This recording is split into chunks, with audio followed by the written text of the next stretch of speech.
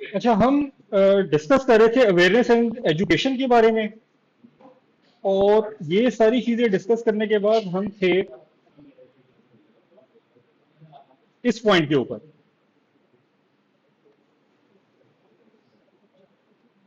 ये basically slide हमें बता रही होती है कि हमें किस तरह के लोगों के लिए किस तरह की अवेयरनेस के हवाले से एक्टिविटीज को परफॉर्म करवाना चाहिए, डिजाइन करवाना चाहिए। ठीक है।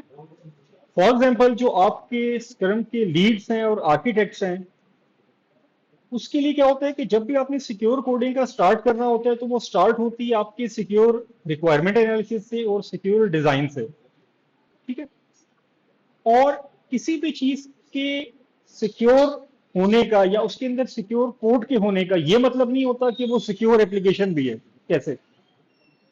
देखो, आप लोगों ने एक एप्लीकेशन बनाई और आपने वो सारे एस्पेक्ट्स इंप्लीमेंट कर दिए कि आपने उसका स्टैटिक एनालिसिस भी करवा लिया, सिक्योर कोडिंग भी करवा ली, उसका कोड भी चेक करवा लिया, सिक्योर कंपोनेंट एनालिसिस भी करवा लिया।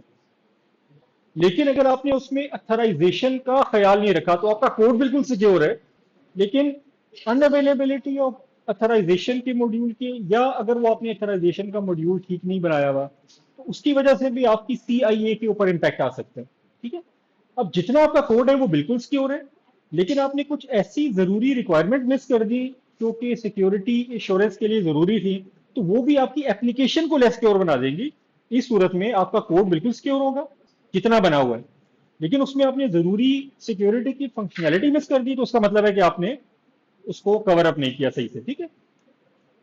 अच्छा, तो आपने इन लोगों को, आर्किटेक्ट्स वगैरह को, चूंकि इन्होंने through out the life cycle all the phases के अंदर इन्वॉल्व रहना होता है, आर्किटेक्ट ने भी और लीड्स ने भी, तो इनको आपने threat modelling, attack surface analysis, इस तरह की ट्रेनिंग के ऊपर ज्यादा लेके जाना है। जनरल ट्रेनिंग के बाद हमने पिछली क्लास में कहा था कि आपने जनरल ट्रेनिंग भी करवानी है और स्पेसिफिक भी करवानी है। तो इनके लिए स्पेसिफिक जो है आपकी थ्रेट मॉडलिंग, अटैक एनालिसिस, इस तरह की जो भी ट्रेनिंग होगी।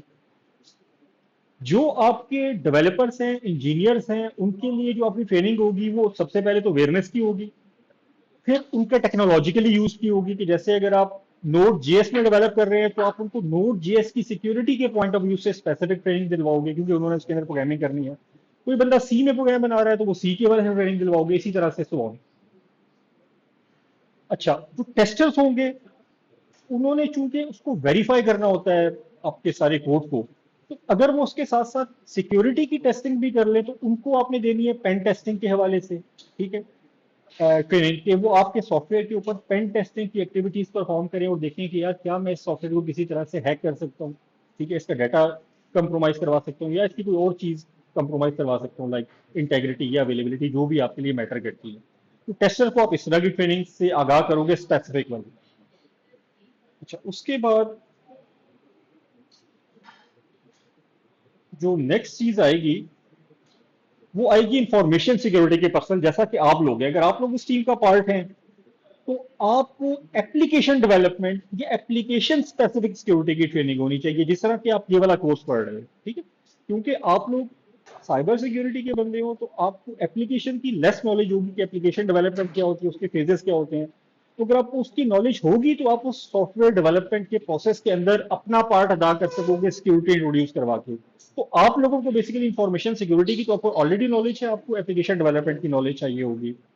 जो आपकी मैनेजमेंट है और जो आपके स्क्रम मास्टर्स हैं, उनको सबसे पहले तो चाहिए होगी प्रोजेक्ट एंड प्रोग्राम मैनेजमेंट की ट्रेनिंग, लाइन मैनेजमेंट की और अपर मैनेजमेंट की ट्रेनिंग। ठीक है।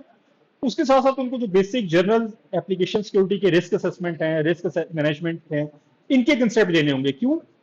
क्योंकि आपके नीचे वाले जो भी एक्टिविटी प्रपोज करेंगे सिक्योरिटी के हवाले से, उसकी अप्रूवल इन लोगों ने देनी है। तो अगर इनको सिक्योरिटी की अवेयरनेस नहीं होगी तो कहेंगे नहीं नहीं यार, इस काम पे इतने पैसे खर्च करने की क्या जरूरत है, तो आप इसको रहने दो, सीधा सीधा काम करो। तो ये लोग आपको वो जो टॉप मैनेजमेंट सपोर्ट है वो आपको प्रोवाइड नहीं कर पाएंगे। तो इनको भी जब तक आप सिक्योरिटी के बारे में आगाही प्रोवाइड नहीं करेंगे तब तक इनको सिक्योरिटी की अहमियत का अंदाजा नहीं होगा। और जब तक अंदाजा नहीं होगा तो ये उसके लिए पैसे रिलीज नहीं करेंगे, फंड रिलीज नहीं करेंगे, टाइम स्लॉट्स आपको नहीं प्रोवाइड करेंगे अप्रोप्रिएट। ठीक है। तो इनको इस तरह की चीजें देनी है। और फिर आप ये भी कर सकते हैं कि आप ये जो सारी एक्टिविटीज हैं ये बंडल्स की फॉर्म में दे दें। ठीक है कि एक बंडल हो जो कि डेवलपर्स के लिए, एक बंडल हो जो कि मैनेजमेंट के लिए, उसके अंदर 3-4 ट्रेनिंग्स का मिक्सचर चल रहा हो, ठीक है, जो रेलेवेंट है। इसी तरह एक है जो कि वो जो सिक्योरिटी वाली टीम है उनको एप्लीकेशन डेवलपमेंट की ट्रेनिंग के हवाले से मुझे तो ये वाला काम हो सकता है। इन सारी चीजों को समराइज करते हुए ना हमने एक टेबल बना दिया ये वाला, कि यार किस तरह के लोग हों जो कि आर्किटेक्ट हैं, डेवलपर हैं, टेस्टर्स हैं और सिक्योरिटी के मैनेजर्स हैं, और किस लेवल की ट्रेनिंग हो, उसके अंदर क्या क्या चीजें आनी चाहिए। तो देखिए इंट्रोडक्टरी में तो सबको हमने एक ही ट्रेनिंग दे दी, फंडामेंटल्स की। अब वो एरिया टू एरिया वेरी कर रही है, लेकिन सबको फंडामेंटल ट्रेनिंग दे दी, ठीक है। उसके बाद फिर स्पेसिफिक आना शुरू होगी, इनके स्पेसिफिक काम के हवाले से कोर ट्रेनिंग कौन सी बनेगी, और फिर स्पेशलाइज ट्रेनिंग इनके हवाले से कौन सी बनती है। तो इस तरह से अब अपनी ऑर्गेनाइजेशन के अंदर इस तरह का एक मैट्रिक्स डेवलप कर सकते हैं, जिसके अंदर आप हर लेवल के ऊपर ट्रेनिंग डिफाइन कर दें। ये वो वाली चीज है जो हमने डिस्कस की थी, कि आप एक पाथ बना ले कि जो बंदा पहला स्टेप माइलस्टोन अचीव कर ले, माइलस्टोन के केस में हमने बात की थी, तो उसके बाद उसका नेक्स्ट माइलस्टोन क्या होना चाहिए, कि जो लोग बिल्कुल जीरो से आए हैं, जिनको सिक्योरिटी की नॉलेज नहीं है, उनको आप ये वाली ट्रेनिंग दिलवाएं। उनमें से जो जो ये वाला माइलस्टोन अचीव कर ले इस ट्रेनिंग का, उसके बाद वो कोर ट्रेनिंग के ऊपर चले जाएं। और जो लोग ये कोर वाली ट्रेनिंग का माइलस्टोन अपने रेलेवेंट एरिया में अचीव कर लें, उनको फिर आप स्पेशलाइज ट्रेनिंग कर दें। उससे क्या होगा कि आपके जो लोग हैं, जो आपकी टीम है, उनकी ग्रूमिंग भी होगी, उनकी ह्यूमन रिसोर्स डेवलपमेंट भी होगी, और ग्रेजुअली वो ज्यादा सिक्योरिटी कंसर्न अपने अपनी फील्ड के मास्टर बनना शुरू हो जाएंगे, ठीक है। अब ये ट्रेनिंग्स हैं, ये आपने रोल आउट भी करनी है, तो आपने इसमें बड़ी सारी चीजों का ख्याल रखना होता है। जिस तरह देखें, फॉर एग्जाम्पल आपकी टीम है 10 डेवलपर की, वो 10 के 10 डेवलपर को आप ट्रेनिंग भी भेज दो तो ऑटोमेटिकली काम कौन करेगा। तो आपने कुछ स्ट्रेटेजी बनानी होगी ना, कि यार मैं यूं करता हूँ, इनमें से पहले 3 को स्पेयर करता हूँ, वो ट्रेनिंग कर रहे हैं तो फिर अगले 3 को भेजूं, फिर अगले 3 को भेजूं। एक तो ये अप्रोच होती है। इससे अच्छी एक और अप्रोच होती है, जिसको हम समझते हैं कि ज्यादा बेहतर इफेक्टिव है, वो होती है ट्रेन द ट्रेनर। तो आप क्या करें कि अपनी 10 की टीम में से 3 काबिल तरीन बंदे चूज करें, उनको हैवी वाली ट्रेनिंग करवाएं, और उन्हें कहें कि ये ट्रेनिंग अब आपने आके अपनी बाकी टीम को करवानी है। उससे क्या होगा कि पहली बात तो ये कि खर्चा बच जाएगा। वो जो आप 10 बंदों की ट्रेनिंग करवा रहे हैं, उसकी जो कॉस्ट आ रही है, उसकी जगह 3 बंदों को ज्यादा अच्छी जगह से ट्रेन करवा लें। अगर आपने 10 बंदों को पाकिस्तान से ट्रेन कराना है, उसकी जगह 3 बंदों को उतनी ही कॉस्ट में यूके से ट्रेन करवा लें, तो वो एक अच्छे लेवल की ट्रेनिंग लेकर आएंगे। फिर उन्हें कहें कि तुमने आकर ये बाकी 7 बंदों को भी ये वाली ट्रेनिंग देनी है, ठीक है। उस पर आपका खर्चा उस तरह नहीं आएगा, लेकिन आपकी पूरी की पूरी टीम में एक अच्छे लेवल पे ट्रेन हो जाएगी, सही है। इसी तरह से आप उनमें से जो अच्छे परफॉर्मेंस दे रहे होते हैं, उनको सॉफ्टवेयर सिक्योरिटी चैंपियंस डिक्लेयर कर दें, एक तरह का एक रोल, एक अवार्ड असाइन कर दें। तो क्या होगा कि आपकी 10 की टीम में ये दौड़ पैदा होगी कि यार मैं ज्यादा अच्छा सिक्योरिटी अवेयर काम करूं, सो दैट अगली बार का अवार्ड ये वाला मुझे मिले, ठीक है। उससे क्या होगा, जब कंपटीशन पैदा होगा आपके सारे डेवलपर्स में, तो सारे अच्छा काम करेंगे, अच्छी परफॉर्मेंस देंगे, अच्छी तरह से चीजों को इंप्लीमेंट करेंगे सिक्योरिटी के पॉइंट ऑफ व्यू से। और हमेशा ट्रेनिंग में स्लो स्टार्ट लेना चाहिए। आप एकदम से बम्बार्डमेंट कर दें चीजों के ऊपर, ठीक है, तो वो अगला बंदा उनको इतनी जल्दी हजम नहीं कर पाएगा, क्योंकि हर बंदे की ऑफिशियल रिस्पॉन्सिबिलिटीज, पर्सनल रिस्पॉन्सिबिलिटीज, उसके अलावा उसका कैपेबिलिटी और डाइजेशन का लेवल, ये सब चीजें कभी भी सेम नहीं होती। आज आप लोग फ्री हैं, हो सकता है कल आप लोग फ्री ना हो, उम्र के घर में को काम आ जाए, उधर बिजी हो जाए, ठीक है। कोई बॉस ने एक नई असाइनमेंट दे दी, या किसी और सब्जेक्ट में असाइनमेंट आ गई, अब आप लोग वहां एंगेज हो गए, तो हर वक्त आप मेरे कोर्स को पूरे वीक में उतना टाइम नहीं दे पा रहे होंगे जितना आपको देना चाहिए, ठीक है। कभी आप पूरे वीक में 2 घंटे पढ़ रहे होंगे, रिवाइज कर रहे होंगे, कभी आप 4 घंटे कर रहे होंगे, कभी आप 6 घंटे कर रहे होंगे, और कभी आप 0 घंटे दे रहे होंगे इस कोर्स को, ठीक है। इस वजह से स्लो स्टार्ट हमेशा बेहतर रहता है, ताकि किसी बंदे की किसी पर्सनल या ऑफिशियल इशू की वजह से उसकी ट्रेनिंग पर डिस्टर्बेंस ना हो। आप हमेशा उसको स्लो स्टार्ट में रखें। इसी तरह ट्रैवलिंग के हवाले से जो रोल ऑफ स्ट्रेटेजीज है, वो मैंने आपको सजेस्ट कर दिया था कि आप इन पर्सन ट्रेनिंग करवाएं, अपने करीब से करीब करवाएं। अगर कोई बंदा फिजिकली लोगों के ट्रेनिंग अटेंड करने में प्रॉब्लम्स हैं, तो वो सीबीटी टाइप ट्रेनिंग, या वो जो कंप्यूटर बेस्ड लर्निंग ट्रेनिंग होती है, वो उसकी वजह से आपको उधर नहीं जाना पड़ेगा, आप अपने एरिया में बैठे हुए थ्रू जूम सेशंस आप ट्रेनिंग ले लोगे, ठीक है। या अगर कोई बंदा टाइम प्रॉपर नहीं दे पा रहा ऑफिस टाइम में, तो आप सेल्फ बेस्ड लर्निंग उनको अवेलेबल करवा दें, ताकि उनको जब भी टाइम मिले वो बैठ के उन मॉड्यूल को घर में बैठ के, ऑफिस में बैठ के, कहीं भी बैठ के उसको ट्रेनिंग को कंप्लीट कर ले, ठीक है। इन चीजों पर आपको ध्यान देना होता है। अच्छा, उसके बाद इसके अंदर ये सारी चीजें पढ़ लीजिएगा, ये सारी थ्योरीज है, ये मे भी आपके पेपर में कहीं काम आ जाए किसी उसके अंदर। अच्छा, अब जो एक नई चीज डेवलप हो रही है ट्रेनिंग के अंदर, वो है गेमिफिकेशन। गेमिफिकेशन क्या है गेमिंग, कि आप अपनी जो ट्रेनिंग है उसको एक गेम की फॉर्म में ले जाते हो, एक टास्क ओरिएंटेड ट्रेनिंग की फॉर्म में ले जाते हो। आपको कुछ टास्क दे दिए जाते हैं और आपने उनको परफॉर्म करना होता है, ठीक है। तो इसकी जो सबसे अच्छी एग्जांपल आती है वो आती है साइबर रेंजेस की फॉर्म में। चलो उसका तस्करा आगे आता है तो अगली स्लाइड में हम देख लेंगे। अच्छा, उसके बाद आप ये कर सकते हो कि अपने लोगों के जहन में सिक्योरिटी की तरजीहात को ताज़ा रखने के लिए आप उनको डिफरेंट सजेशंस दे सकते हो। जैसे ब्राउन बैग्स का कंसेप्ट है। ब्राउन बैग्स क्या होते हैं? ये वही वाली बात है कि आपने फॉर एग्जाम्पल उनको कोई मग्स गिफ्ट कर दिए जिसके अंदर सिक्योरिटी का वो है, तो उन्होंने अपने टेबल पे मग रखे हुए हैं, तो उनके सामने वो एक सिक्योरिटी की सजेशन हर वक्त उनके मुंह के आगे पड़ी हुई है, ठीक है। या जिस वक्त उसमें एटलीस्ट चाय पी रहे हो उस वक्त उससे लेते हुए उनका जहन उस पॉइंट को रिकॉल कर रहा होगा जो उनके मग पे लिखा हुआ है, ठीक है। आप उनको वेजेस दे दें, उनके डेस्क पे इस तरह का वेज गुलदान रखवा दें, ठीक है, जिस पे कुछ साथ कोई पिक्टोरियल फॉर्म में कोई साइबर सिक्योरिटी का कंसेप्ट डिफाइन किया हुआ हो, ठीक है। तो उससे क्या होगा कि उनको जब भी उस गुलदान को देखेंगे अपने डेस्क पे बैठ के काम करेंगे तो उनके जहन में वो एक सोच ताज़ा होती रहेगी, ठीक है। तो उनको कॉन्फ्लिक्ट्स वगैरह दे दें, इस तरह से आप उनके जहन में आगाही बरकरार रखते हैं, ठीक है।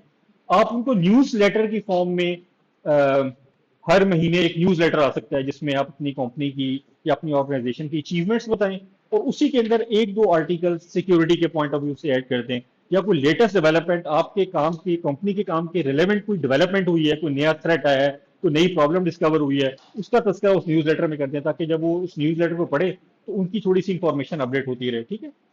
साइबर रेंजेस क्या होती हैं कि बेसिकली साइबर रेंजेस एक तरह के वर्चुअल प्लेटफॉर्म्स होते हैं जिसके ऊपर आपने ऑलरेडी किसी सिनेरियो को, जो कि कोई वल्नरेबल मशीन का सिनेरियो हो सकता है, कि फॉर एग्जांपल आप डेवलपमेंट कर रहे हो नोड जेएस में, नोड जेएस का कोई नया हैक डिस्कवर हुआ, तो आपने क्या किया कि उस हैक के ऊपर पूरा एक कंसेप्ट बनाया, एक वल्नरेबल मशीन डिप्लॉय कर दी, और आपने अपने डेवलपर्स को कहा कि यार ये एक ऐप है, आपने सिक्योरिटी की इतनी ट्रेनिंग की हुई है, आपको पेन टेस्टिंग का आइडिया है, तो ऐसे करो कि इसके अंदर वो फ्लॉ तलाश करो। तो वो क्या होगा कि वो अब वो जो एप्लीकेशन साइबर रेंज पे होस्ट हुई हुई है वो नोड जेएस की, उसमें वो वाला फ्लॉ एग्जिस्ट कर रहा होगा। अब they have to find out that flaw, exploit that flaw and get the like root access of that machine, ठीक है। उससे उनको आइडिया होगा कि अच्छा यार, एक तो उनको सेंस ऑफ अचीवमेंट होगी कि हमने ढूंढ ढूंढ के एक पाथ तलाश कर ही लिया। सेकंड, उनको आइडिया ये होगा कि यार इस तरह का पाथ कोई बंदा हमारी एप्लीकेशन में भी तलाश कर सकता है। So they should in future aware about that aspect, यार जब मैं कोडिंग कर रहा हूँ तो इसमें से मैं वो वाला फ्लॉ मेरे वाले मशीन में या मेरे वाले कोड में ना आए, तो मैं इसका रास्ता पहले ही अपनी कोडिंग के दौरान ही बंद करूँ, ठीक है ना। तो इस वजह से भी उनको अवेयरनेस हो जाएगी, ठीक है। और इसके बाद ये एक फाइनल स्लाइड है हमारी तकरीबन, जिसके अंदर ना इन सारी चीजों को जो हमने अभी तक पढ़ी कि यार ट्रेनिंग चाहिए होती है, तो उस ट्रेनिंग के अंदर ये एस्पेक्ट्स हैं, तो उन एस्पेक्ट्स को काउंटर करने के लिए एक चेकलिस्ट से बना दिया कि जिसमें लिखा है कि क्या आपको एक स्टेप बाय स्टेप एक क्रोनोलॉजिकल ऑर्डर में चेकलिस्ट है कि जिसके अंदर आप देखते हो कि वो जो आपका जो ट्रेनिंग की प्रोग्राम की सक्सेस है वो मैं अपने उसकी कैसे मेजर कर सकता हूँ। कि सबसे पहले फॉर एग्जाम्पल चेकलिस्ट में है कि आप एग्जीक्यूटिव मैनेजमेंट की अप्रूवल लें, तो अगर उन्होंने वो बजट का, टाइम का, इन चीजों की अप्रूवल आपको दे दी है तो उसका मतलब है कि आपका प्रोग्राम जा रहा है सक्सेस की तरफ और आपने पहली अचीवमेंट कर ली है, ठीक है। फिर सेकंड, फिर थर्ड, फिर फोर्थ, तीसरा सेकंड है कि आपने कंपनी की गोल्स, पॉलिसी, स्टैंडर्ड जो हैं सिक्योरिटी के हवाले से उनको ट्रांसफॉर्म कर लिया है। अगर वो कर लिया तो आपने सेकंड टिक लगा दिया, ठीक है। क्योंकि मैंने पहले बताया कि आपने इस कंपनी की पॉलिसी को सामने रखते हुए ट्रेनिंग सेलेक्ट करनी होती है। ये ना हो कि आप ऐसी ट्रेनिंग करवा ले तो वैसे तो सिक्योरिटी के लिए ठीक हो, लेकिन आपकी कंपनी की पॉलिसी से कॉन्ट्राडिक्टरी हो तो वो पैसे जाया गए, टाइम भी जाया गया। तो ये चीजें अगर आपने कर ली है पहले से, तो फिर आप जो ट्रेनिंग सेलेक्ट करेंगे वो लाजमी सक्सेस से हमकिनार होगी, ठीक है ना। तो ये सारी चीजें आप पढ़ लीजिएगा कि क्या क्या आप काम कर सकते हैं कि जिसकी मदद से आपका ये जो ट्रेनिंग एस्पेक्ट है ये कामयाबी से हमकिनार होगा, ठीक है। उसके बाद जो सीटा प्रोग्राम है, security education training and awareness, ठीक है, ये आपका पहला और आखिरी स्टेप होता है और ये रिपीटेबल है। ये आपने इसको कंटिन्यूसली परफॉर्म करते रहना है, ठीक है। इसके लिए आपको साइकोलॉजी, क्रिएटिविटी, मटेरियल, ठीक है, फॉर्मल स्ट्रक्चर या informal structure of the training, ये सारी चीजें मैटर कर रही हैं। वो जो आपने अवेयरनेस के लिए ब्राउन बैग का कंसेप्ट है या वो मग वाला कंसेप्ट है, ये साइकोलॉजिकली आप हिट कर रहे हैं अगले बंदे को कि सिक्योरिटी का ख्याल रखो, सिक्योरिटी का ख्याल रखो, ठीक है। मैनेजमेंट के पॉइंट ऑफ व्यू से, ये जो फॉर्मल और इनफॉर्मल डिस्कशंस के पॉइंट ऑफ व्यू से, ठीक है। ये सारे एस्पेक्ट्स आपने सामने रखते हुए अपने सीटा प्रोग्राम को अपनी ऑर्गेनाइजेशन में इंप्लीमेंट करना है, तो आपके यहाँ सिक्योर सॉफ्टवेयर की प्रैक्टिसेस इंप्लीमेंट होना शुरू होंगी, स्टार्ट होना शुरू होंगी। अदरवाइज मतलब अगर आपने इसमें से किसी एस्पेक्ट को छोड़ेंगे तो ऑटोमेटिकली अगर आज हो रही है तो कल नहीं होंगी। फॉर एग्जाम्पल आज अगर एक बंदा सही सिक्योरिटी कोडिंग की प्रैक्टिस कर रहा है, कल अगर काम ज्यादा आ जाता है तो ऑटोमेटिकली वो सबसे पहले इस चीज को छोड़ देगा कि यार पहले मैं अपने टारगेट को अचीव करूंगा, बाकी ये चीजें सिक्योरिटी की बाद में देखेंगे। ठीक है, तो यहाँ तक कोई सवाल है लेक्चर के बारे में तो आप काइंडली मुझे